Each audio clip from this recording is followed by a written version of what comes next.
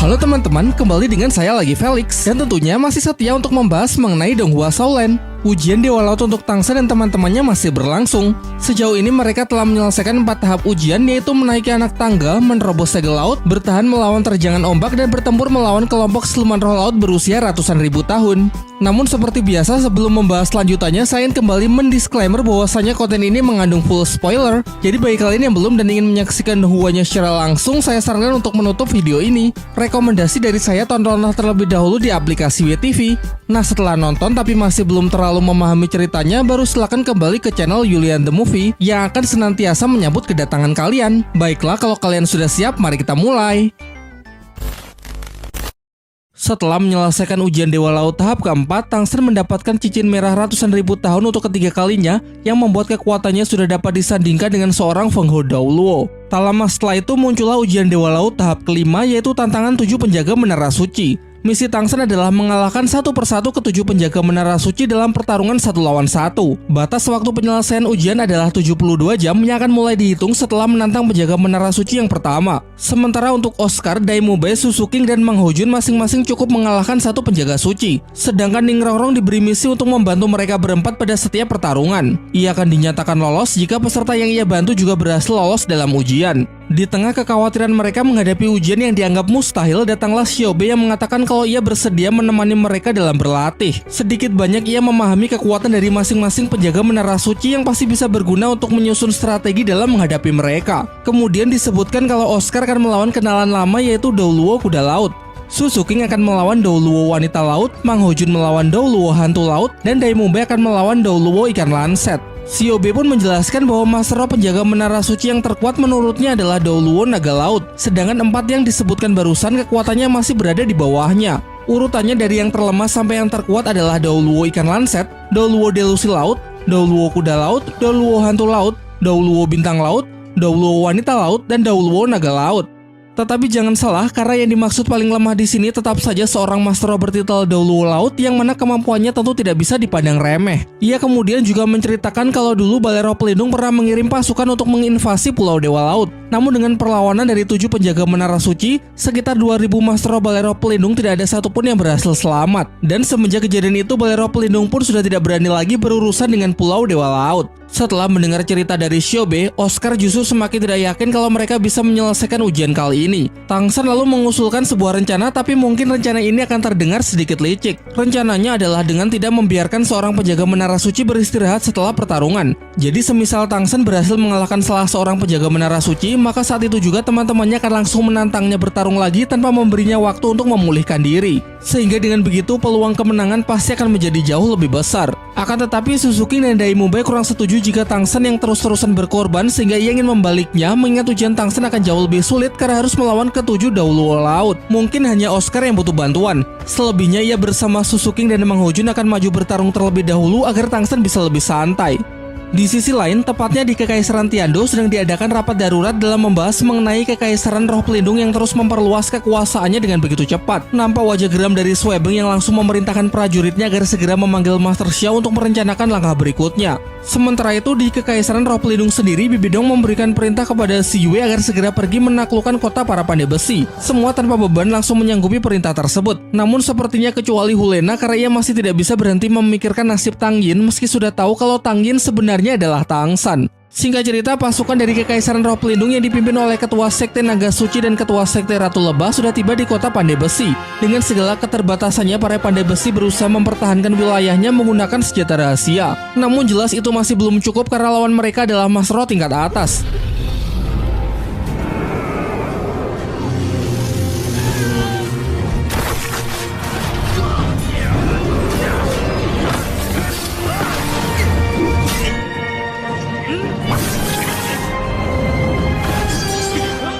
Terlihat beberapa orang berhasil diungsikan ke tempat yang aman, tetapi tetap saja kehancuran dari kota Pandai Besi tidak dapat terhindarkan. Diperlihatkan Si Wei yang memainkan musik dengan biolanya seakan sedang mengiringi pembantaian tersebut. Semua dibantai tanpa ampun hingga hanya tersisa sang ketua dari komunitas Pandai Besi. Ketua Sekte Ratu Lebah pun memberikan tawaran terakhir, yaitu jika bersedia bergabung dan mengabdikan diri untuk Kekaisaran Roh Pelindung, maka ia akan membiarkannya tetap hidup. Namun dengan tegas Silong mengatakan bahwa meski harus mati sekalipun, ia tetap tidak akan sudi jika harus menjadi budak dari Kekaisaran Roh Pelindung.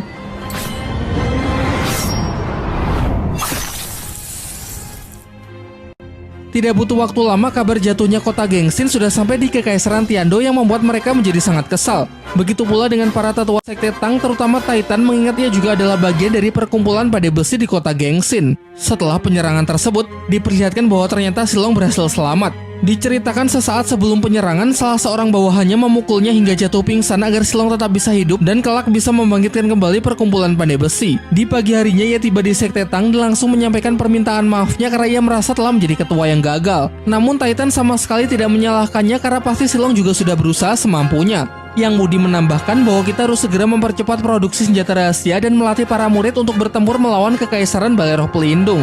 Di Sekte Hautian, tempat Lao Go mengerjakan senjata rahasia tingkat tinggi, juga sudah tersampaikan kabar mengenai jatuhnya kota perkumpulan para pandai besi. Terlihat emosinya yang benar-benar terbakar setelah mengetahui kabar tersebut.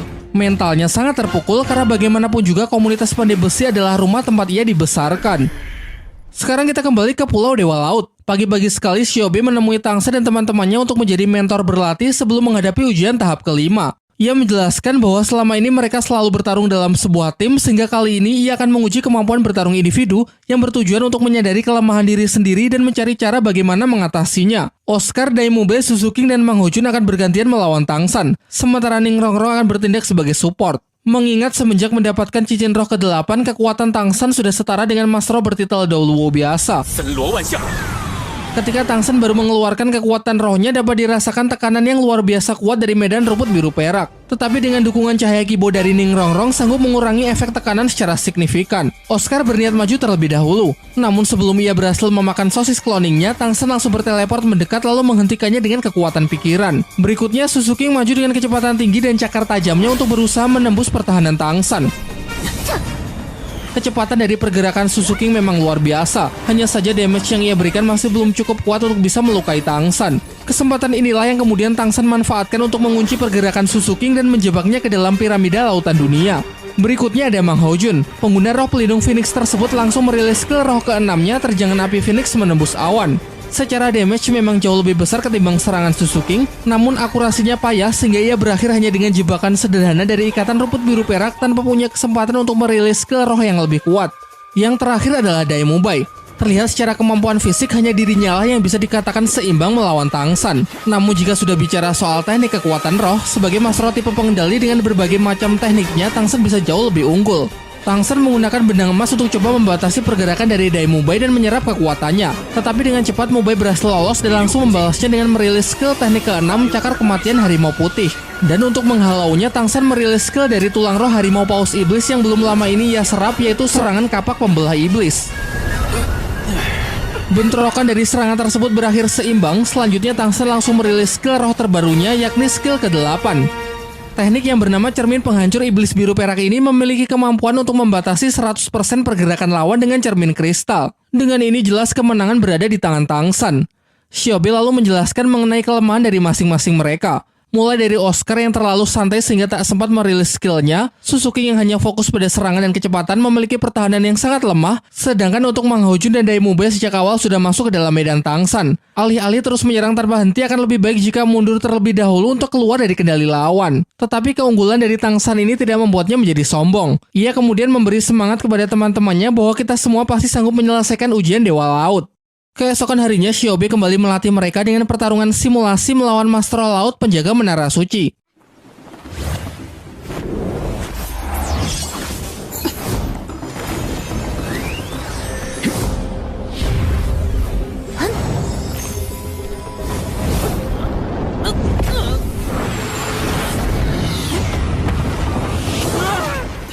Meski terlihat adanya peningkatan kemampuan yang cukup besar, menurut Bos Saiki itu saja masih belum cukup karena pertarungan simulasi dengan pertarungan asli melawan seorang Feng Hou Daoluo Laut adalah hal yang sangat berbeda. Di akhir latihan simulasi, Shiobe mengatakan kalau sekarang sudah tidak ada lagi yang bisa ia ajarkan sehingga besok mereka sudah bisa mulai untuk menghadapi ujian kelima. Singkat cerita, keesokan harinya mereka pergi menuju Menara Suci Kuda Laut. Mereka memutuskan untuk menantang Daoluo Kuda Laut terlebih dahulu karena ia adalah satu-satunya penjaga Menara Suci yang mereka kenal. Kurang lebih sudah 3 tahun lamanya mereka tidak bertemu. Master Kuda Laut pun mengungkapkan kekagumannya atas kekuatan mereka yang sudah meningkat pesat.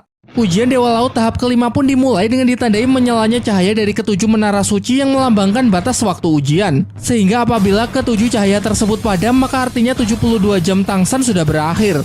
Tanpa berlama-lama lagi, Tang San maju dengan mengaktifkan medan Kaisar Biru Perak dan menunjukkan ke-8 cincin roh yang mana ketiganya berwarna merah. Terlihat raut wajah Douluo kuda laut yang begitu terkejut karena hanya dalam waktu 3 tahun Tang San sudah mendapatkan 2 lagi cincin roh ratusan ribu tahun. Bahkan tidak cuma itu, Tang San pun juga memperkuat pertahanannya dengan merilis medan Dewa Pembunuh yang telah berevolusi menjadi medan neraka Asura. Scene kemudian flashback sebentar yang memperlihatkan Xiaobe tengah menerangkan mengenai kemampuan Douluo kuda laut. Di antara ke-7 Douluo laut, Douluo kuda laut adalah salah satu yang tidak memiliki kemampuan medan sehingga pasti tidak akan bisa meng-counter medan milik Tang San. Namun yang harus sangat diwaspadai adalah skill roh ke-9-nya. Bahkan saking kuatnya, Xiaobe pun menyarankan agar Tang San jangan sampai memberikan kesempatan Douluo kuda laut untuk merilisnya. Scene kembali ke arena pertempuran.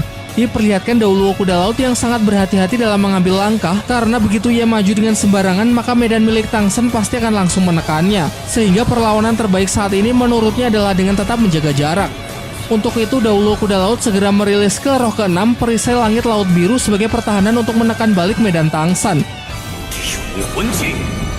Berikutnya ia merilis ke roh ke-5 tinju amarah laut, sebuah serangan jarak jauh dengan gelombang udara yang dipadatkan membentuk pukulan yang dilancarkan secara bertubi-tubi dari berbagai arah. Tidak ada celah untuk terus menghindar sehingga Tang San perlu menggunakan skill teleportasi untuk segera keluar dari zona serangan. Namun tidak disangka skill roh milik Douluo laut juga memberikan efek pembatasan kekuatan roh yang membuat Tang San hanya bisa berteleport dalam jarak pendek.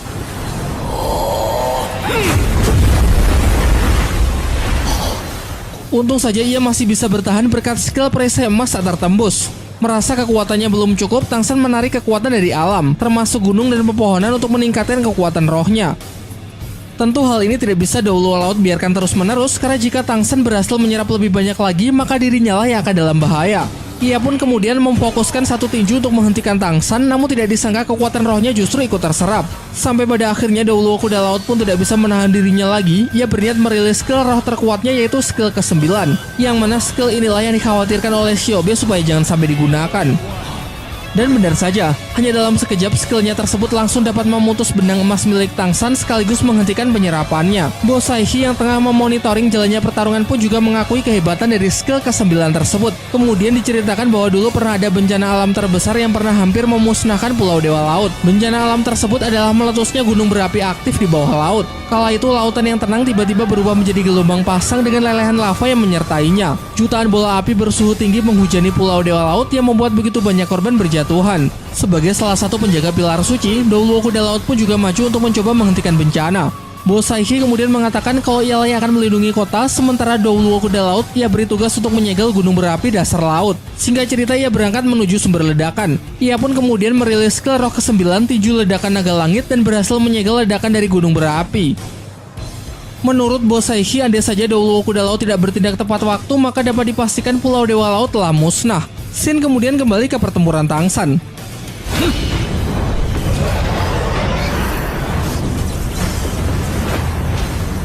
Skill ke-9 dari Douluo kuda laut benar-benar menekan Tang San sepenuhnya.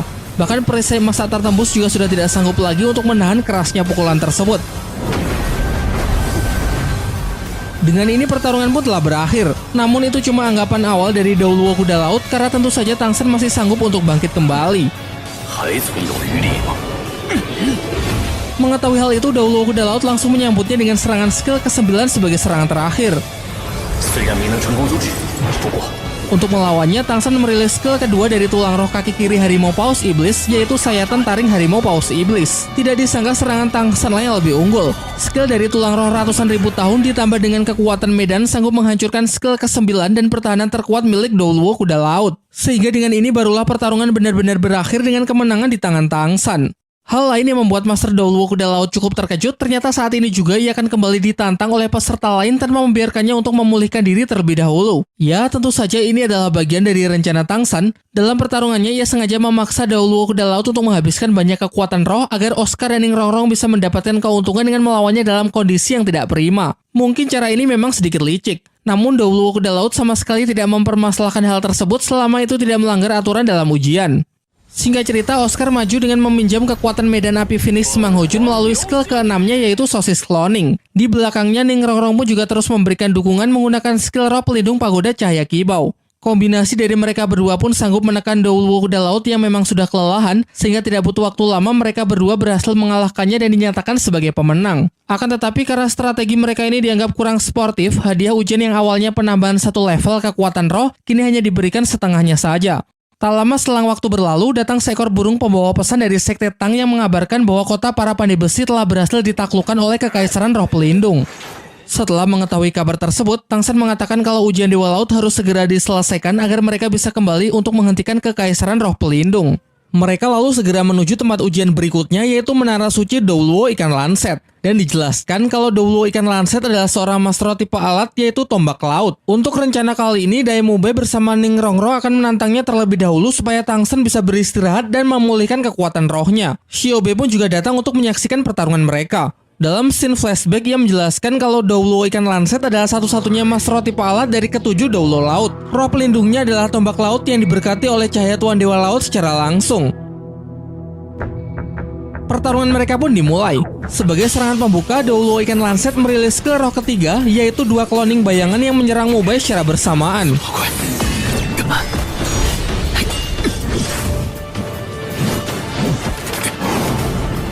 Keduanya berhasil Mubei atasi tanpa ada masalah, namun itu tadi hanya sambutan selamat datang dari Douluo Ikan Lanset untuk menguji apakah mereka layak untuk menerima ujiannya.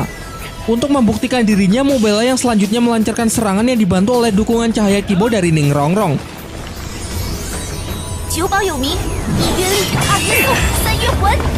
Dalam pertarungan jarak dekat, keduanya terlihat seimbang. Sampai suatu titik, Douluo Ikan Lanset merilis teknik penyatuan roh pelindung alat, persis seperti apa yang pernah dilakukan oleh Chen Xing sang Douluo pedang ketika bersatu dengan pedang 7 jalan kebinasaannya. Daemube berusaha memecahkan teknik lawan sebelum benar-benar siap untuk dirilis. Namun usahanya sia-sia karena terdapat semacam barir yang menyerap dan memantulkan serangannya. Berikutnya, Daemube langsung merubah strateginya menjadi defensif untuk merespon serangan dari Douluo Ikan Lanset. Diperlihatkan kalau ternyata Douluo Ikan Lanset memiliki medan untuk menyerap kekuatan laut. Tang Sen pun segera memerintahkan Mubei untuk menyerang sebelum kekuatan lawan terisi penuh.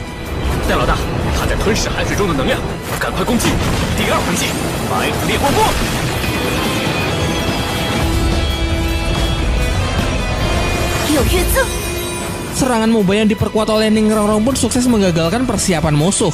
Sayangnya ini masih jauh dari kemenangan karena Douluo Ikan Lanset selalu merubah strateginya dengan memisahkan diri dari roh pelindungnya, kemudian mulai melakukan pressing melalui serangan jarak dekat.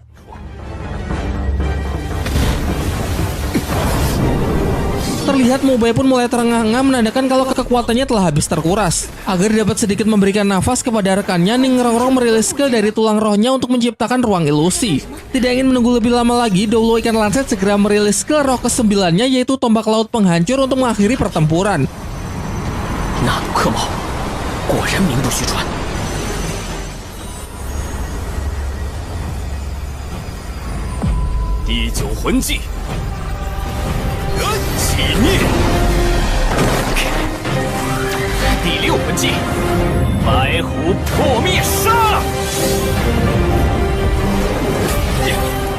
Serangan Daemube yang berusaha menghalaunya tidak cukup kuat sehingga serangan fatal dari Douluo Ikan Lanset langsung menembus tubuhnya dan melemparkannya ke dasar laut. Tetapi yang mengejutkan adalah bisa-bisanya Daemube memberikan serangan balik yang cukup keras di saat tubuhnya telah terluka parah. Meskipun begitu, tetap saja pertarungan tidak bisa dilanjutkan sehingga Douluo Ikan Lanset menyatakan kalau hasil pertarungan kali ini adalah seimbang. Namun sebelum ia sempat menyelesaikan kalimatnya, Daemube tiba-tiba keluar dari air tanpa meninggalkan bekas luka sedikit pun. Kemudian dijelaskan bahwa tadi di dalam ruang ilusi, Daemube memakan sosis cloning dari Oscar untuk meniru skill pemisah bayangan milik Suzuking. Jadi orang yang menerima serangan fatal dari tombak laut Douluo Ikan Lanset hanyalah bayangannya, sedangkan tubuhnya yang asli berada di posisi yang aman dan siap memberikan serangan balasan. Dengan ini, Daemube dan Ning Rongrong pun dinyatakan sebagai pemenang. Daemube yang telah menyelesaikan ujian kelima mendapatkan hadiah berupa penambahan 1 level sehingga ia berhasil menembus batas kultivasi di level 80. Sementara scene beralih ke daratan, tepatnya di Akademi Shrek. Terlihat guru Xingming yang tengah melaporkan kepada Flander bahwa acara kelulusan dari para murid tahun ini sudah selesai dipersiapkan. Menurut Flander, momen ini akan menjadi sangat bagus untuk membangkitkan kembali semangat dari seluruh para murid pasca insiden yang menimpa kota para pandai besi. Kembali ke Pulau Dewa Laut. Setelah pertarungan Mubei dan Ningrongrong, kini giliran Tang San Xiaowu yang menantang Doluo ikan lanset. Begitu mengejutkan ketika melihat 3 cincin roh merah yang melingkar di tubuh Tang San, ditambah lagi Tang San yang sekarang sudah bisa mengendalikan kekuatan dari cahaya Tuan Dewa Laut.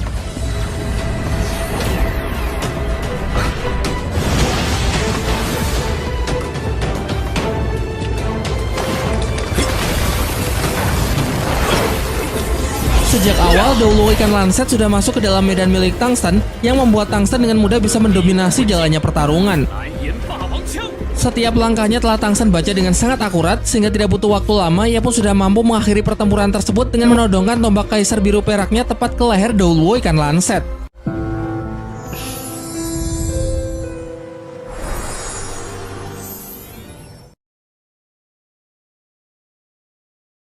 你是人又如何？是魂兽又如何？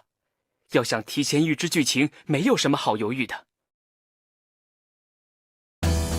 Di sisi lain, Xian Rensui yang masih berupaya keras untuk menyelesaikan ujian Dewa Malaikat tahap ke-6 yaitu menahan serangan dari Xian Douliu.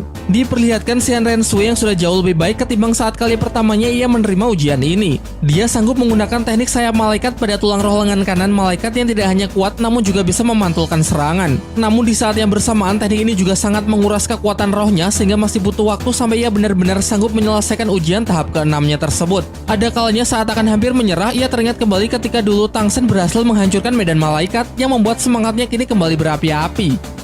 Sementara itu di Istana Kekaisaran Tiando, seorang prajurit datang menemui Kaisar Suebeng untuk melaporkan bahwa kota Silvas dan 3 kerajaan bagian di sekitar Kekaisaran Xingluo telah ditaklukkan dan dikuasai oleh Kekaisaran Roh Pelindung. Selain itu, para utusan Kekaisaran Tiando yang diperintahkan pergi untuk menghubungi Kekaisaran Xingluo semua dibunuh dalam perjalanan oleh orang-orang Bibidong. Sehingga hal ini mengakibatkan hubungan kerjasama antar kekaisaran akan menjadi sulit karena terkendala masalah komunikasi. Master Xiao kemudian menjelaskan meski Balai Roh Pelindung punya banyak master roh hebat, namun jumlah pasukannya tidaklah banyak. Untuk itu, Master Xiao berencana untuk menempatkan banyak pasukannya di perbatasan sebagai pengalih perhatian, lalu membentuk tim khusus yang bertugas pergi ke arah utara untuk membuka jalur komunikasi laut dengan Kekaisaran Xingluo. Pembicaraan kemudian beralih membahas 3 petinggi akademi Kekaisaran Tiando. Meski mereka bertiga berasal dari Balai Roh Pelindung, tetapi mereka memilih untuk tetap tinggal di sini. Sehingga tinggal pikirkan suatu cara agar ketiganya mau berpihak kepada kita. Scene kembali ke Pulau Dewa Laut. Tang San bersama teman-temannya pergi menuju menara suci ketiga yang mana dijaga oleh Master Daoluo Delusi Laut. Namun sejauh mata memandang mereka hanya melihat laut yang diselimuti oleh kabut hitam yang nampak begitu menyeramkan. Menurut Oscar, kabut hitam tersebut mungkin mirip dengan alam ilusi milik Ningrongrong di mana orang yang memasukinya akan terjebak ke dalam dunia ilusi. Bahkan Tang San dengan mata iblis ungu yang sanggup melawan segala macam jenis ilusi merasa tidak begitu yakin bisa mengatasi ilusi tingkat tinggi milik Daoluo Delusi Laut tersebut. Namun jika terus berdiam diri di sini juga bukanlah ide yang bagus sehingga Tang San bersama Xiao ingin langsung masuk untuk melihat secara langsung lawan seperti apa yang harus mereka hadapi. Sedangkan yang lain Tang San sarankan agar beristirahat memulihkan diri, terutama Ningrongrong karena masih ada 2 pertarungan lagi. Begitu masuk ke dalam kabut, Tang San langsung bisa merasakan kalau kekuatannya telah dibatasi baik kekuatan roh maupun kekuatan pikiran. Ia mengingat kembali apa yang pernah Xiaobe jelaskan bahwa Master Daoluo Delusi Laut merupakan pengguna roh pelindung unik dan langka yang disebut ular delusi. Memiliki kekuatan medan bawaan yang saking kuatnya bahkan Daoluo Naga Laut pun juga tidak berani asal melawannya. Masih berusaha mencari keberadaan Daoluo Delusi Laut, namun tiba-tiba lingkungan sekitar mereka berubah menyerupai tempat pertempuran Tang San melawan Master Roh Balai Roh Pelindung di dalam hutan pertarungan bintang. Bahkan tidak cuma tempatnya saja, orang-orang Balai Roh Pelindung yang dulu menyerang mereka pun juga muncul persis seperti kejadian waktu itu. Dan inilah kekuatan medan dari Daoluo Delusi Laut, yakni menggali ingatan paling menyakitkan dari targetnya dan menaruhnya pada situasi yang sama persis dengan tujuan menghancurkan mental. Xiao pun mencoba menenangkan Tang San yang terbawa emosi dengan mengatakan agar tidak bertindak gegabah karena ini hanyalah alam ilusi. Namun kali ini emosi Tang San benar-benar terpancing, kemarahannya pun sudah tidak dapat dibendung lagi.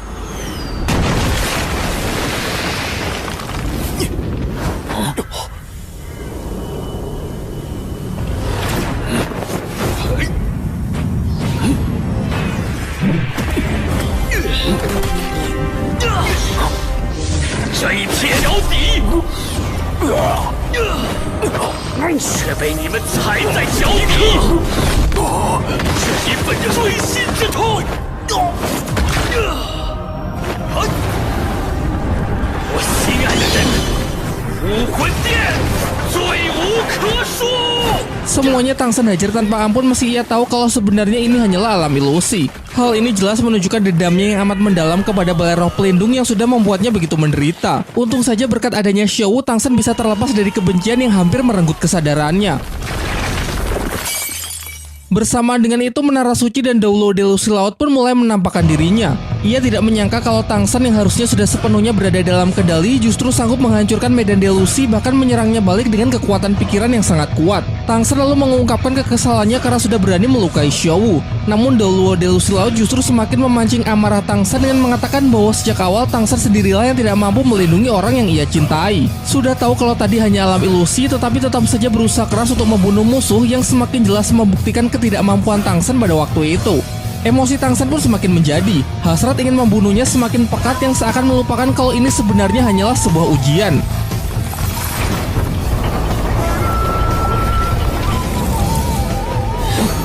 Dalam sekejap ia berhasil menjebak Doulo Delusi Laut ke dalam medan Dewa Pembunuh Neraka Asura dan pertarungan di dalam medan pun tak terelakkan.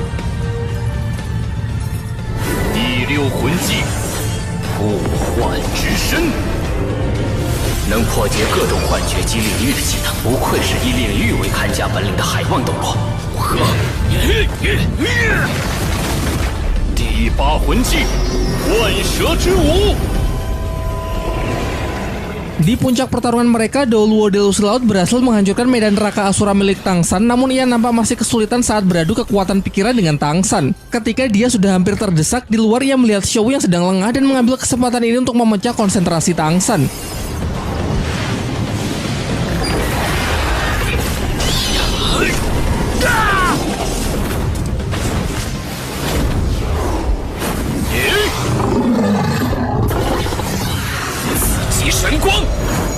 Dengan tegas Tang San mengatakan kalau boleh saja melakukan apa saja kepada dirinya. Namun jika ada yang sampai melukai Xiao, pasti dia tidak akan melepaskannya.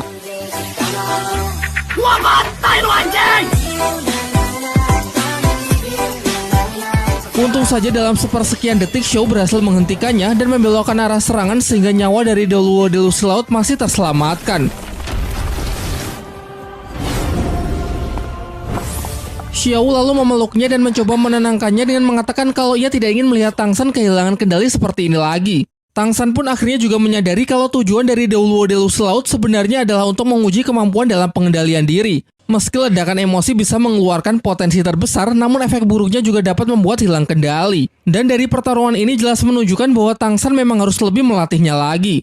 Hal ini pun juga disesalkan oleh Bo Saishi. Menurut Bo Saishi, walau Tang San berhasil lolos dalam ujian Doulo Delusi Laut, namun buruknya dalam kemampuan pengendalian emosi kelak bisa mencelakainya.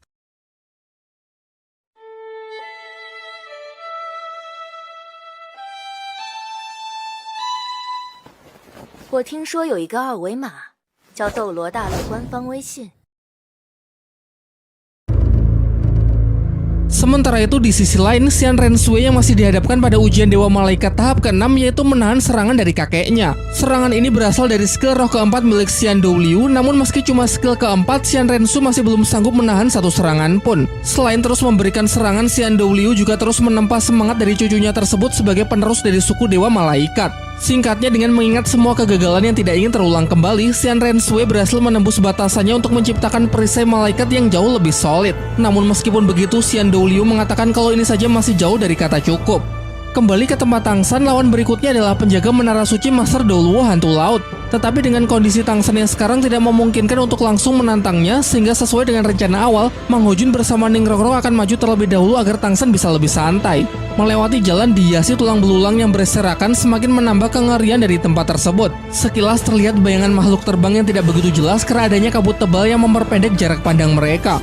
Karena merasa kesal dengan ketidakpastian, Mang Hojun pun segera merilis kekuatan Phoenix-nya dan barulah terlihat Douluo Hantu Laut bersama roh pelindungnya yakni ikan pari iblis. Douluo Hantu Laut lalu mengatakan kalau ujian darinya sudah dimulai sejak awal. Dan benar saja, mereka berdua pun mulai kehilangan kesadarannya karena telah terkontaminasi oleh racun skill roh ke-8 milik Douluo Hantu Laut. Racun yang tidak memiliki bau, tanpa warna dan tanpa bentuk sehingga korban tidak akan menyadarinya sampai racun tersebut mulai bekerja. Efeknya dapat membuat kesadaran seseorang masuk ke dalam dunia ilusi, memperlihatkan gambaran terindah yang paling didambakan oleh si korban, namun sebenarnya membunuh secara perlahan dengan terus-menerus mengikis energi kehidupan dan menidurkan jiwa untuk selamanya. Diperlihatkan Mang Hojun yang telah jatuh ke dalam dunia mimpi terbangun di sebuah kamar dan masih berusaha memahami apa yang sebenarnya telah terjadi. Hingga tiba-tiba ia ditarik oleh para tetua sekte Tang karena ternyata hari ini adalah hari pernikahannya dengan Bai Chen Xiang. Tentu saja ia pun merasa sangat bahagia karena momen yang paling didambakannya kini telah terwujud. Di waktu yang bersamaan, Ning Rongrong juga tengah berada di dalam mimpi yang mana ia terbangun di markas sekte Cahaya Kibau lengkap dengan ayah beserta kedua kakek angkatnya. Masing-masing dari mereka memberi hadiah karena hari ini adalah hari ulang tahunnya. Oscar pun juga datang dengan membawakan kue ulang tahun yang melengkapi kebahagiaannya. Namun berbeda dengan teman-temannya yang berada di dunia nyata, terlihat semakin cemas karena racun Douluo Hantu Laut sudah menyebar dan hampir menelan kesadaran mereka sepenuhnya.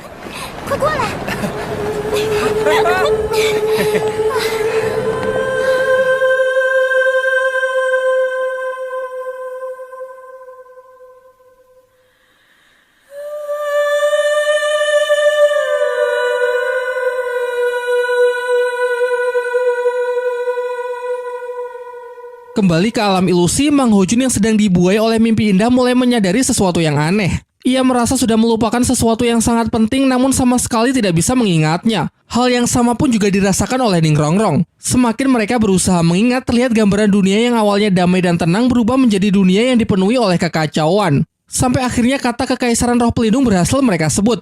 Mengingat kembali Chen Xing yang tangannya kembali utuh membuat Ning Rongrong sadar kalau ini hanyalah dunia ilusi. Keduanya lalu berniat segera meninggalkan dunia ini. Meski terasa berat karena apa yang mereka lihat saat ini benar-benar hal yang selalu mereka impikan.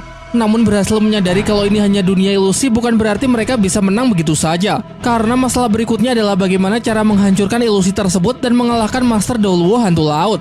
Untuk itu, Mang Hojun berencana merilis kekuatan roh pelindung Phoenix Full Power dengan dukungan seluruh skill Cahaya Kibau milik Ning Rongrong dari skill 1 sampai skill ke-7 yaitu perwujudan roh pelindung Pagoda Cahaya Kibau.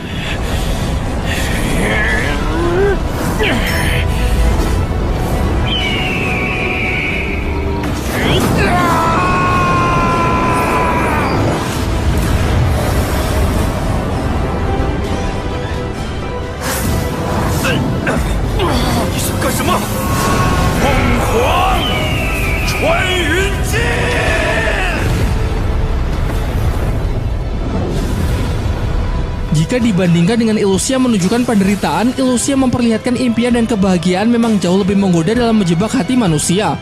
Namun dengan tekad yang kuat, akhirnya Mang Hojun bersama Ning Rongrong telah berhasil menyelesaikannya dengan sangat baik. Di sisi lain, tepatnya di Akademi Kekaisaran Tiando, terlihat 3 petinggi akademi yang tengah membicarakan mengenai Kekaisaran Roh Pelindung. Sudah dijelaskan sebelumnya bahwa ketiga orang ini sebenarnya berasal dari Balai Roh Pelindung, namun menolak untuk kembali karena mereka tidak sependapat dengan rencana jahat yang dilakukan oleh Bibi Dong. Di tengah kebimbangan tersebut, Guru Xingming datang menemui mereka. Tujuannya adalah untuk mengajak mereka bertiga bergabung di pihak Kekaisaran Tiando untuk melawan Kekaisaran Roh Pelindung yang telah melakukan banyak kejahatan. Pada awalnya mereka terlihat masih ragu sehingga perlu memikirkannya lagi. Namun setelah melihat para murid akademinya yang sangat bersemangat untuk menumpas kejahatan, tanpa pikir panjang lagi ketiganya pun sepakat untuk menjalin kerjasama dengan Kekaisaran Tiando. Kita kembali ke Pulau Dewa Laut, yang mana sekarang giliran Tang San bersama Xiao yang akan melawan Douluo Hantu Laut. Setelah sampai di depan Menara Suci, serangan kabut ilusi beracun pun langsung mengelilingi mereka. Namun belajar dari pertarungan Mang Hojun sebelumnya, asalkan bisa mengatasi racun ilusi maka ia bisa mendominasi jalannya pertarungan. Dalam menangkal racun, Tang San menggunakan salah satu dari tanaman dewa anti racun miliknya, yaitu kelopak bunga jahitan sutra. Sehingga tidak butuh waktu lama, pertarungan pun telah berakhir dengan kemenangan telak di pihak Tang San.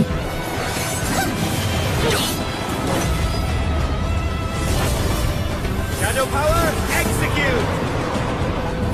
唐三，海鬼圣柱考核通过。小五，陪伴考核通过。 Beres pertarungan, Master Dauluo Hantu Laut mengakui kehebatan Tang San sebagai orang yang bertekad kuat dan menguasai berbagai macam penawar racun, sehingga memang sangat layak jika dipilih sang penerus dari Tuan Dewa Laut. Singkat cerita, mereka telah tiba di Menara Suci kelima, yaitu tempat dari Dauluo Bintang Laut. Dauluo Bintang Laut muncul dari dalam air dan langsung menyambut Tang San dengan skill ketujuh wujud roh pelindung. 第七魂技，武魂真身。 Wujudnya menyerupai monster laut raksasa dengan beberapa tentakel yang terlihat lebih mirip kraken ketimbang bintang laut, yang mana pada setiap tentakelnya memiliki kemampuan penghisap kekuatan roh lawan.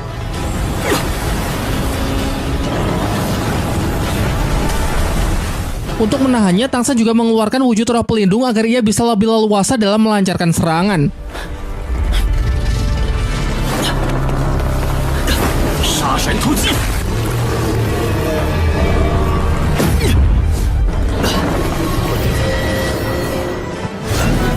魂技，蓝银霸王枪。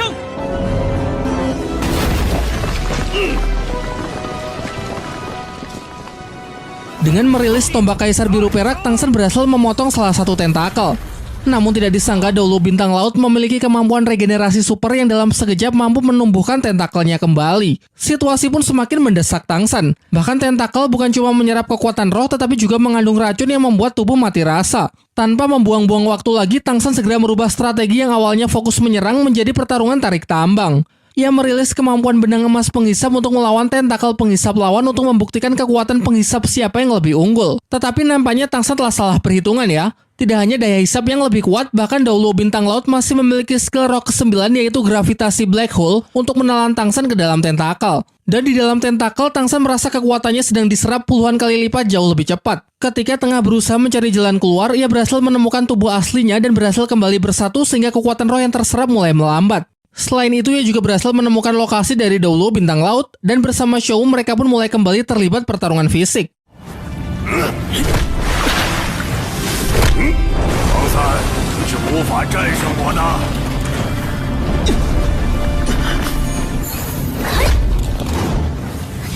哥，我来帮你。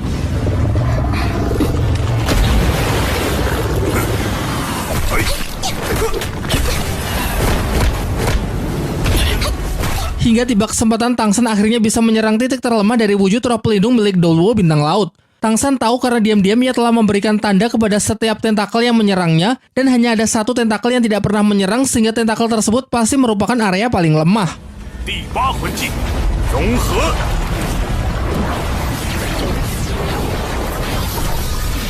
Selanjutnya ia meminta Shou membawanya berteleport ke atas untuk mengakhiri pertempuran.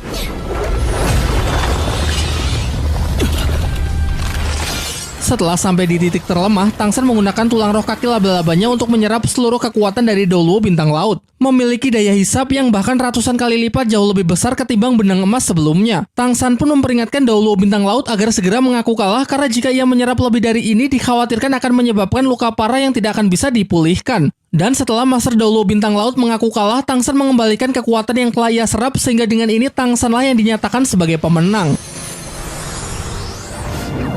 唐三，海星圣柱考核通过。小五，陪伴考核通过。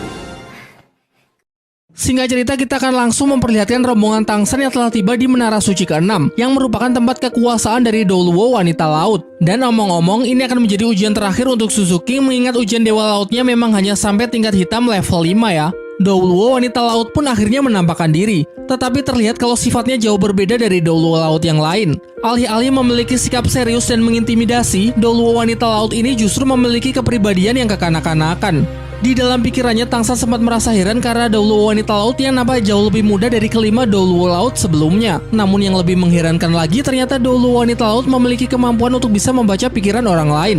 Ia lalu memperkenalkan diri bahwa dia sebenarnya bukanlah manusia biasa, melainkan manusia duyung. Hal itu menjawab mengapa fisiknya tetap terlihat muda meskipun usianya telah menginjak 96 tahun. Karena bangsa manusia duyung memang mengalami proses penuaan yang sangat lambat. Sifat kekanak-kanakannya kembali diperlihatkan ketika dengan konyol ia menghitung dengan jari untuk mengingat berapa usianya saat ini jika dibandingkan dengan manusia biasa. Dalam pertarungan Suzuki ini mungkin Tang San tidak akan bisa banyak membantu dalam memberikan strategi karena kemampuan lawan yang bisa membaca pikiran orang lain. Namun ketika pertarungan akan dimulai, Douluo Wanita Laut justru memberikan tawaran supaya tidak perlu ada pertarungan fisik. Sebagai gantinya, ia akan memainkan sebuah lagu, kemudian setelah mendengarkannya, Suzuki dan Ning Rongrong akan dianggap lolos ujian. Akan tetapi Tang San yang mempunyai firasat buruk segera memerintahkan kedua temannya tersebut untuk menghentikannya karena bisa saja musik yang dimainkan adalah sebuah media perangkap ilusi. Suzuki yang mengandalkan kecepatan yang masih diperkuat lagi dengan dukungan cahaya Kibo Ning Rongrong untuk menyerang Douluo Wanita Laut. 真讨厌！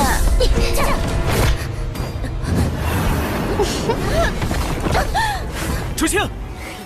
Tanpa memberikan nafas sedikit pun, ia terus saja mengejar dan menyerang agar lawannya tidak mempunyai kesempatan untuk memainkan serulingnya. Hal ini juga untuk menghindari kemampuan baca pikiran yang mana meski Douluo Wanita Laut bisa membaca pikirannya, setidaknya tidak akan punya waktu untuk meresponnya. Namun perbedaan level dan pengalaman bertarung memang tidak bisa diabaikan begitu saja. Pergerakan dari Suzuki pun akhirnya berhasil dibatasi, bahkan dukungan cahaya Kibo dari Ning Rongrong pun juga telah diputus. Dan mulai dari sini, Douluo Wanita Laut pun mulai bisa mendominasi alur pertarungan. Ia berkesempatan untuk merilis skill roh ketiga, yaitu suara iblis 7 bintang yang memberikan efek tekanan super kuat kepada musuh melalui indera pendengaran. Menanggapi serangan tersebut, Ning Rongrong segera merilis skill dari tulang rohnya untuk menciptakan alam ilusi guna meminimalisir tekanan yang mereka terima. Kegunaan dari kabut ilusi juga dapat melindungi pikiran mereka agar tidak bisa dibaca lagi, sehingga mereka bisa memanfaatkannya untuk menyusun strategi. 第6魂技，怒海厉啸。 Douluo Wanita Laut kemudian merilis skill roh ke-6, yaitu Jeritan Kemarahan Laut, merupakan serangan pikiran melalui suara yang sanggup menghancurkan alam ilusi milik Ning Rongrong dan mengacaukan formasi mereka. Namun Ning Rongrong bisa melepaskan diri berkat skill roh pelindung Phoenix milik Mang Ho Jun yang ia copy melalui sosis cloning dari Oscar. Douluo Wanita Laut yang terkejut sedikit menurunkan kewaspadaannya, dukungan cahaya Kibo yang sudah kembali terhubung pun meningkatkan kekuatan Suking sehingga ia siap melancarkan serangan terkuatnya untuk segera mengalahkan musuh. 之后残影的攻击都无法躲避，威力极其恐怖。 什么？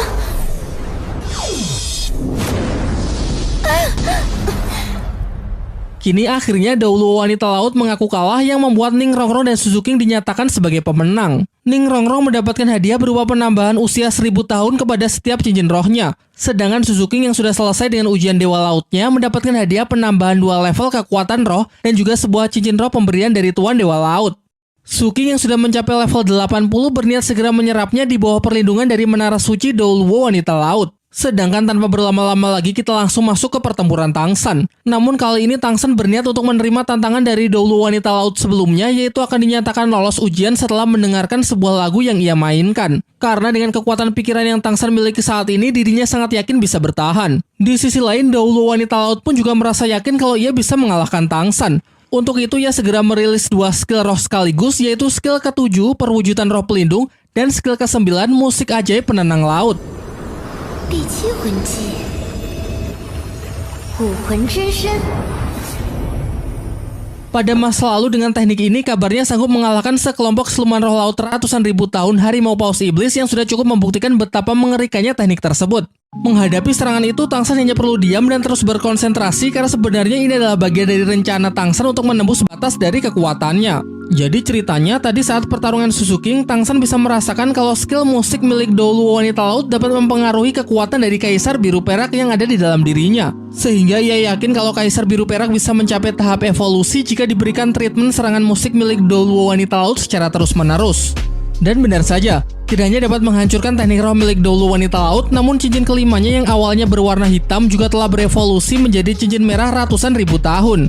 Beliau mengatakan kalau cincin kelima Tang San sangat spesial karena bukan berasal dari siluman roh, melainkan berasal dari dalam tubuh Tang San sendiri, yang mana akan bisa berkembang seiring bertambahnya tingkat ketahanan tubuh. Dengan berakhirnya pertarungan ini, Tang San pun dinyatakan sebagai pemenang dan lolos ujian Menara Suci Douluo Wanita Laut. Setelah berpesan kepada Douluo Wanita Laut agar menjaga Suzuki dalam proses penyerapan cincin roh, Tang San langsung pergi menuju Menara Suci terakhir yang sekaligus menjadi tantangan terberat, yaitu Menara Suci Douluo Naga Laut. 你是人又如何？是魂兽又如何？要想提前预知剧情，没有什么好犹豫的。 Di sekitar wilayah Menara Suci sama sekali tidak terlihat siluman roh laut yang menandakan kalau ada aura hebat yang menakuti mereka. Namun tentu hal itu tidak akan menggoyahkan tekad Tang San. Ia pun berencana untuk menggunakan seluruh kemampuan yang ia pelajari selama pertarungan sejauh ini untuk menghadapi Douluo Naga Laut. Baru juga menginjakan kaki di depan menara suci, Tangshan langsung disambut oleh aura yang sangat kuat. Untuk berjaga-jaga, ia melindungi Xiao dengan perlindungan piramida lautan dunia, mengingat penyatuan tubuh dan jiwanya juga telah mencapai limit harian. Berikutnya, Tangshan juga mengaktifkan evolusi dari medan kaisar biru peraknya, yang mana sekarang memiliki jangkauan area yang jauh lebih luas. Namun hal ini justru bukan sesuatu yang bagus, karena Dauluo Naga Laut mempunyai kemampuan medan unik yang bersifat meniadakan segala macam jenis kekuatan medan lawannya. Dan medan bawaannya ini disebut medan penghancur iblis. Fungsinya cuma satu, yaitu menghancurkan medan lain. Tanpa adanya perlindungan dari medan, kini pertahanan Tangshan pun terbuka dengan jelas, sehingga Dauluo Naga Laut bisa melancarkan serangannya tanpa ragu sedikit pun.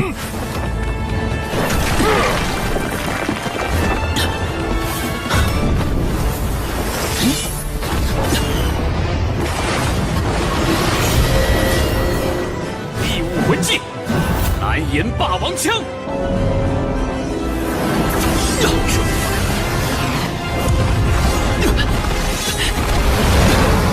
眼下，如果硬拼魂技，胜负更难料。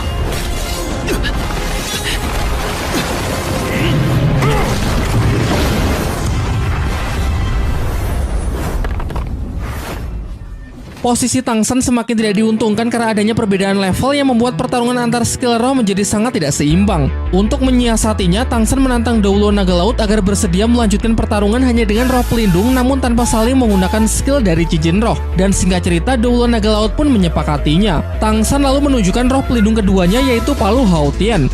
Meski Palu Hao Tian sama sekali tidak pernah diisi cincin roh, tetapi terdapat beberapa teknik yang bisa ia andalkan dalam pertarungan. Ketika melihat Palu Hao Tian, sedikit mengingatkan Dauluo Naga Laut dengan Tang Chen, yang mana dahulu juga pernah datang ke Pulau Dewa Laut dan terlibat pertarungan melawan Bosaisi.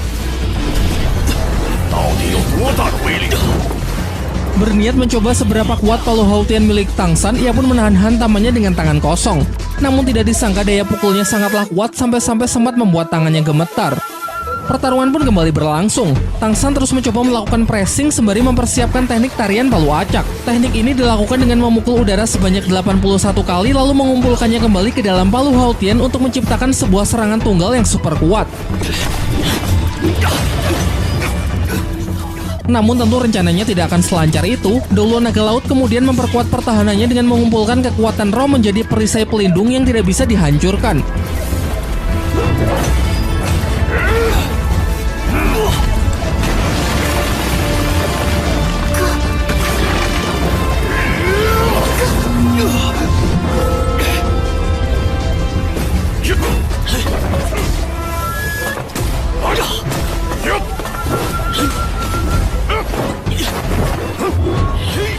Berniat langsung mengakhiri ujian, Dauluo Naga Laut merilis teknik ciptanya sendiri dengan mengalihkan seluruh kekuatan roh ke dalam kedua telapak tangan yang meningkatkan daya serangannya mencapai 200%. Sementara itu, Tangshan juga telah selesai dengan pukulan ke-81 teknik tarian palu acak, sehingga ia juga sudah siap untuk merilisnya.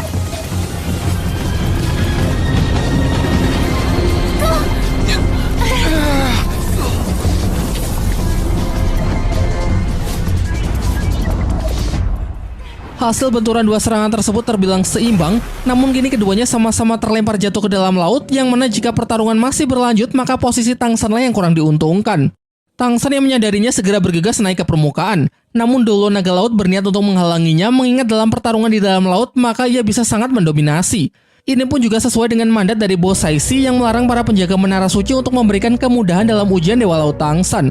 Tangshan kemudian teringat dengan latihannya dulu bersama Tang Xiao ketika ia meminta izin untuk berangkat ke Pulau Dewa Laut. Kala itu Tang Xiao mengatakan bahwa sudah saatnya Tang Xiao mengajari Tangshan kemampuan khusus dari Sekte Hao Tian, yaitu sebuah teknik serangan mematikan terkuat yang bernama teknik ke-9 Hao Tian, radiasi meteor meruntuhkan salju. Kalau kalian ingat, teknik ini adalah teknik yang pernah digunakan Tang Hao ketika menyerang Balai Roh Pelindung untuk menyelamatkan Tangshan di babak final turnamen elit Akademi Master Roh.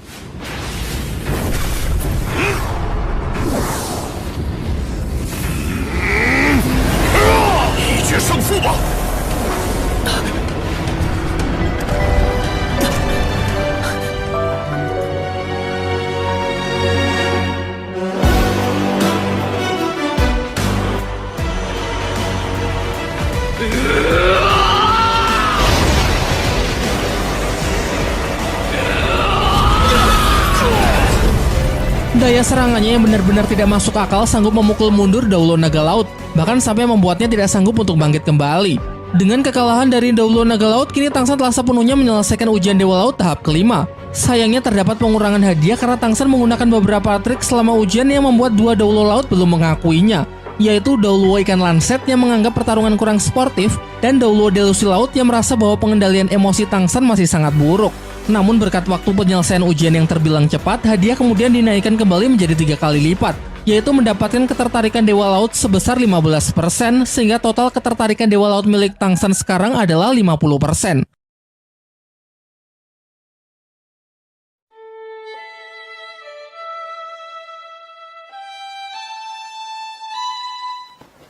我听说有一个二维码，叫斗罗大陆官方微信。 Sementara itu, Xian Renshui masih dalam upayanya untuk menyelesaikan ujian Dewa Malaikat tahap ke-6, yaitu menahan serangan dari Xian Douliu.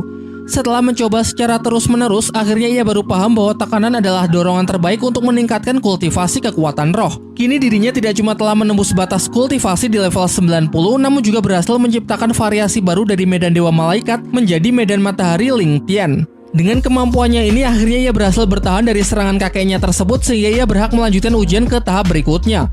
Adapun ujian Dewa Malaikat tahap ke-7 Xian Renshui adalah mencabut pedang Dewa Malaikat. Xin kembali ke tempat Tang San yang mana ujian Dewa Laut tahap ke-6 kini telah muncul. Namun Bos Saishi menjelaskan kalau terdapat perubahan dari rencana awal yang mana tingkat kesulitannya akan ditingkatkan karena siasat mereka yang dianggap kurang sportif di ujian tahap kelima. Pada awalnya ujian ke-6 adalah menahan serangan dari ke-7 penjaga Menara Suci selama 1 jam, tapi sekarang berubah menjadi ujian bertahan melawan Bos Saishi. Sontak semuanya pun langsung mengeluh karena Bos Saishi dianggap terlalu kuat. Kekuatan rohnya yang sudah menembus level 99 dan memiliki pengalaman bertarung yang sangat banyak sehingga akan mustahil mereka bisa menyelesaikan ujian tersebut. Akan tetapi ternyata hal ini juga sudah dipertimbangkan oleh Bos Saishi. Ia menjelaskan kalau selama ujian ia tidak akan menggunakan kekuatan laut dan hanya akan menggunakan maksimal skill roh ke-6-nya saja. Tang San pun juga dibebaskan dalam memilih lokasi ujian di Pulau Dewa Laut. Selain itu, meskipun nanti hanya ada satu di antara mereka yang berhasil bertahan, maka semuanya akan dinyatakan lolos. Bos Saishi memberi waktu mereka selama 3 hari sebelum ujian tahap ke-6 dimulai, dan tentu saja waktu ini Tang San gunakan untuk menyusun banyak strategi, mengingat mereka sama sekali belum mempunyai informasi apapun mengenai kekuatan dari pemuja Dewa Laut tersebut. Dalam diskusinya mereka baru ingat kalau Suzuki tidak terlibat dalam ujian tahap ke-6, padahal teknik penyatuan roh pelindungnya dengan Daimube bisa saja menjadi kunci dari kemenangan melawan Bos Saishi. Untuk menutupi kekurangan ini, Daimube berniat untuk pergi mencari cincin roh ke-8-nya terlebih dahulu, mengingat ia juga sudah menembus level 80. Namun Tang San sempat melarangnya karena bagi seorang Master Roh, cincin ke-8 dan cincin ke-9 adalah cincin roh yang sangat krusial sehingga tidak boleh sembarangan apalagi sampai terburu-buru dalam memilih. Terlebih lagi dengan melakukan hal itu, Daimube akan kehilangan kesempatan untuk mendapatkan cincin roh ke-8 pemberian Tuan Dewa Laut yang pasti akan didapat jika ia berhasil lolos ujian tahap ke-6.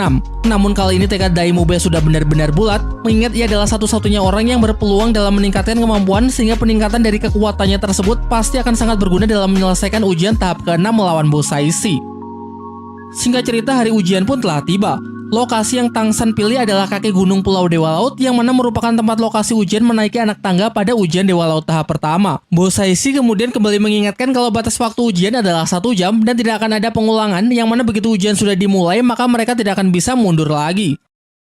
Ujian pun dimulai, namun bukannya bertarung melawan Bos Saishi, ternyata Tang San menggunakan strategi berpencar. Mengingat jika ada satu saja dari mereka yang berhasil bertahan, maka semuanya akan dinyatakan lolos. Sebelumnya mereka juga telah mengkloning skill roh kelima dari Bai Chen Xiang, yaitu gelombang pengganggu deteksi untuk menahan pergerakan dan mode pelacak dari Bos Saishi sementara waktu. Hal ini sangat mengejutkan Bos Saishi yang awalnya mengira kalau Tang San memilih lokasi ini supaya bisa menyerap seluruh kekuatan alam di sekitar Gunung Dewa Laut untuk menghadapinya. Namun tidak disangka mereka malah main kucing-kucingan untuk mengulur waktu.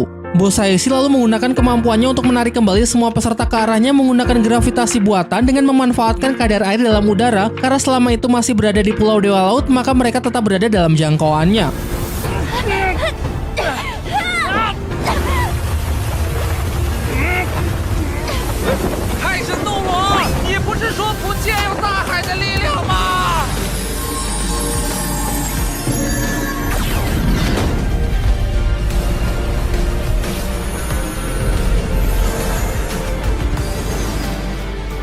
Dalam mengatasi situasi ini, Tang San memanfaatkan cahaya Dewa Laut untuk memecahkan konsentrasi Bos Saishi, lalu menggunakan medan Dewa Pembunuh dan laser mata iblis ungu untuk mengeluarkan teman-temannya.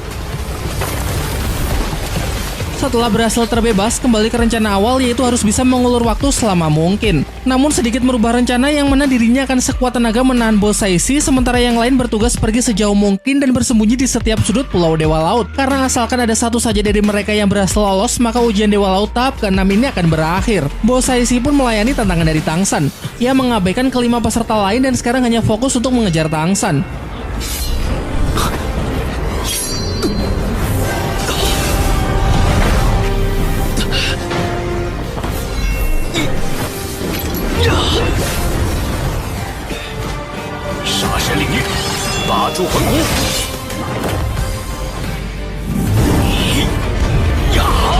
Diperlihatkan ketujuh penjaga menara suci juga datang untuk bersama-sama menyaksikan ujian Dewa Laut terbesar di abad ini. Mereka benar-benar kagum dengan tekad dan kemampuan Tang San sebagai orang yang dipilih langsung oleh Tuan Dewa Laut.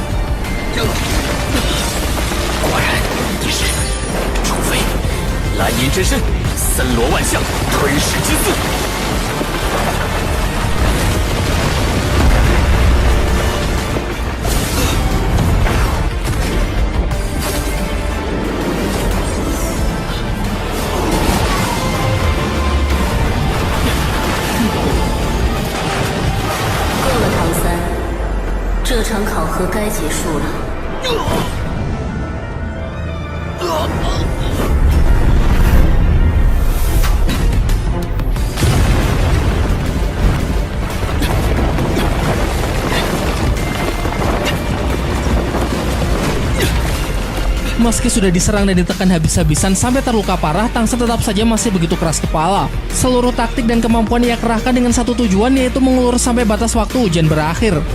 Tanpa ragu sedikit pun beberapa serangan mematikan bos Saishi lancarkan. Bahkan sepersekian detik saja Tang San lengah, tubuhnya pasti sudah hancur berkeping-keping. Berikutnya Tang San menyelam ke dasar laut dan menyembunyikan hawa keberadaannya dengan perlindungan piramida lautan dunia untuk masih mencoba melarikan diri dari bos Saishi. Di lokasi lain, tepatnya di Sekte Haotian, terlihat Tang Xiao yang sedang berkultivasi, yang mana pada akhirnya telah menembus batas kultivasi di level 97. Namun meski dengan ini kekuatan sekte akan meningkat, masih jauh dari kata cukup untuk bisa menandingi kekaisaran roh pelindung, sehingga ia berpesan agar semuanya juga tidak berhenti dalam berlatih. Sin kembali ke Pulau Dewa Laut. Dengan adanya perlindungan piramida lautan dunia yang mengandung kekuatan Tuan Dewa Laut, bos Saishi pun juga kesulitan dalam mendeteksi keberadaan dari Tang San saat ini. Dan ternyata Tang San berencana untuk bersembunyi di dalam aula Tuan Dewa Laut. Aula Dewa Laut merupakan tempat yang sangat suci di Pulau Dewa Laut, sehingga bos Saishi tidak akan bisa bebas melancarkan serangannya lagi. Untuk itu, bos Saishi segera merilis skill roh ketiga, yaitu Tatapan Dewa Laut, untuk menangkap dan menyandra teman-temannya supaya Tang San segera kembali. Ia sadar bahwa kelemahan Tang San terletak pada teman-temannya, sehingga jika teman-temannya tersebut ia posisikan dalam bahaya, maka Tang San tidak akan mungkin mengabaikannya.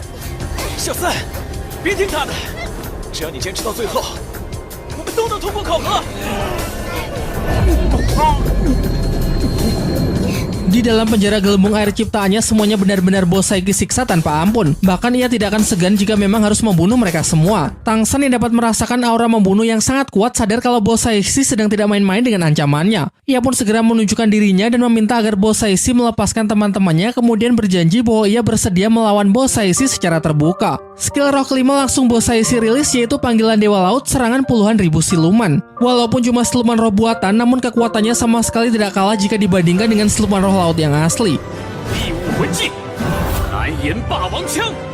Sadar bahwa ia tidak akan menang jika harus beradu kekuatan skill roh, Tang San pun mengarahkan serangannya tepat ke Aula Dewa Laut untuk mencoba mengalihkan perhatian dari bos Saishi.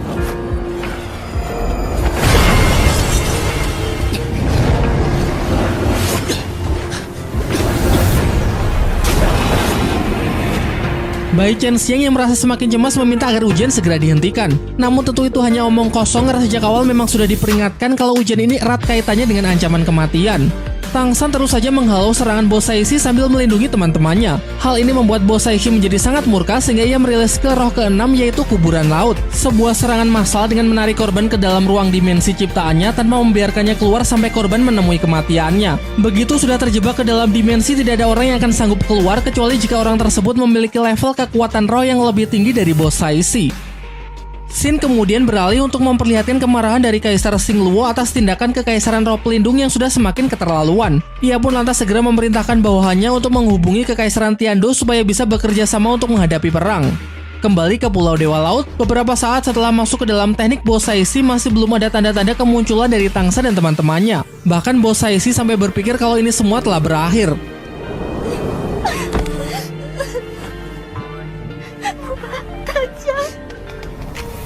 Namun bukan Tangsan namanya juga tidak memberikan kejutan di detik-detik terakhir. Serangan kapak harimau paus iblisnya tiba-tiba jatuh dari langit yang membuka kembali gerbang dimensi kuburan laut sehingga semuanya berhasil keluar dengan selamat.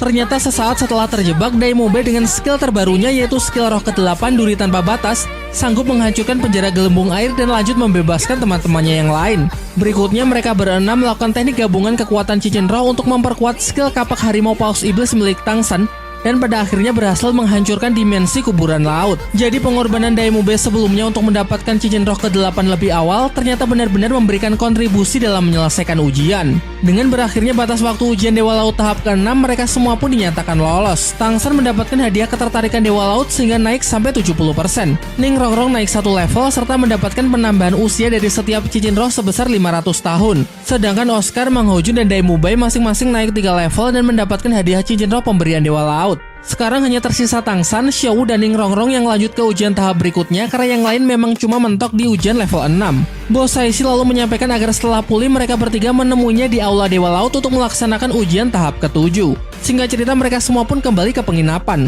Oscar dan Mang Hojun menjalankan proses penyerapan cincin roh ke-8, sedangkan Daimube belum bisa karena harus menunggu lagi sampai levelnya mencapai 90.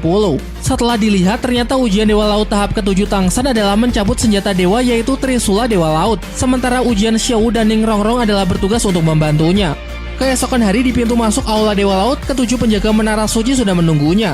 Mereka mengatakan kalau Aula Dewa Laut merupakan tempat yang sangat sakral dan tidak boleh sembarang orang bisa masuk, sehingga selain peserta ujian, teman-temannya harus tetap menunggu di luar. Begitu masuk, Tangsan bisa merasakan kalau tanda Trisula emas di dahinya dan Trisula Dewa Laut saling merespon yang seolah sedang memanggilnya.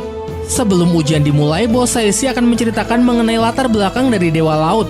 Ia menjelaskan kalau luasnya lautan bahkan 4 kali lipat jauh lebih luas dari seluruh daratan Daoluo, sehingga jelas memiliki makhluk hidup yang juga jauh lebih banyak.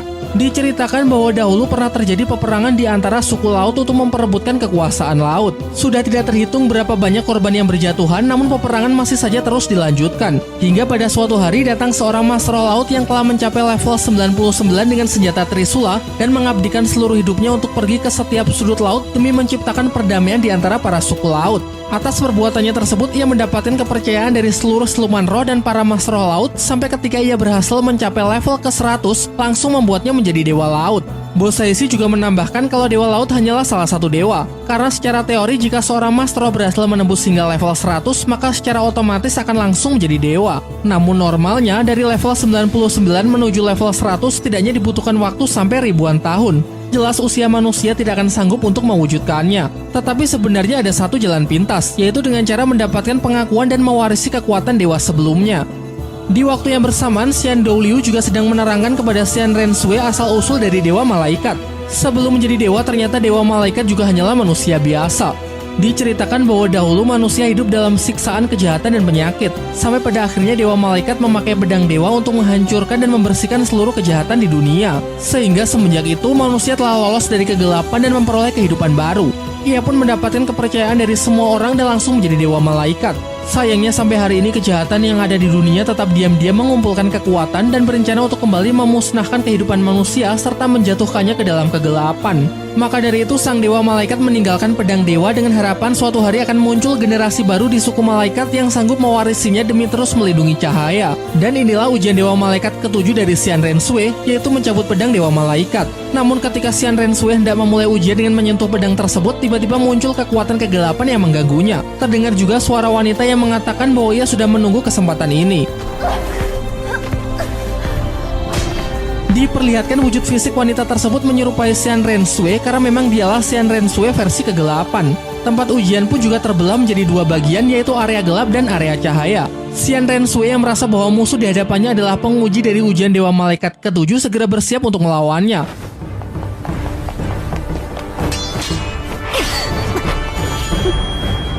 Pertarungan pun berlangsung di area gelap yang sepenuhnya didominasi oleh versi kegelapan. Untuk itu Xian Rensui berniat membawa pertarungan ke area cahaya, namun tidak disangka ternyata musuh masih tetap lebih unggul.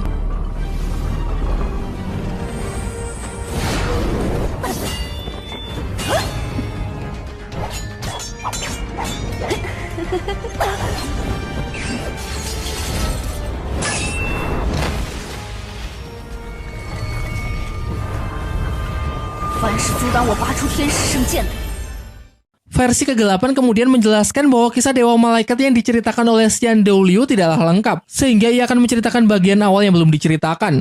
Pada zaman dahulu kala, di puncak keberadaan Balai Douluo pernah tertanam sebuah pedang suci. Banyak orang yang datang ingin mencabut pedang suci tersebut demi mendapatkan kekuatannya. Sampai suatu ketika ada satu orang yang berhasil mencabutnya. Namun sebenarnya pedang dewa ini juga menyegel banyak penyakit dan kejahatan. Dan sesaat setelah pedang dicabut, kejahatan dan penyakit tersebut segera menyebar luas ke seluruh penjuru dunia. Jadi pembersihan kejahatan yang dilakukan oleh Dewa Malaikat sebenarnya hanyalah bentuk penebusan dosa atas keegoisannya serta ambisinya dalam mendapatkan kekuatan. Dan seluruh kepercayaan dari orang banyak dengan menyebarkan kebohongan seperti itu hanya untuk bisa menjadi dewa. Ia menambahkan bahwa hal ini persis dengan apa yang dilakukan oleh Balai Roh Pelindung saat ini, yaitu mencari kepercayaan dari para Master Roh untuk memperluas kekuasaan dan kekuatan dengan mengatasnamakan keadilan. Terakhir, ia mencoba merayu Xian Renshui agar mau bergabung dengannya di sisi kegelapan, karena ia tahu kalau di dalam hati Xian Renshui juga menyimpan kegelapan. Ketika ia merasa kalau Xian Renshui sudah sepenuhnya ia kendalikan, tiba-tiba Xian Renshui berhasil bangkit dan segera kembali melakukan perlawanan.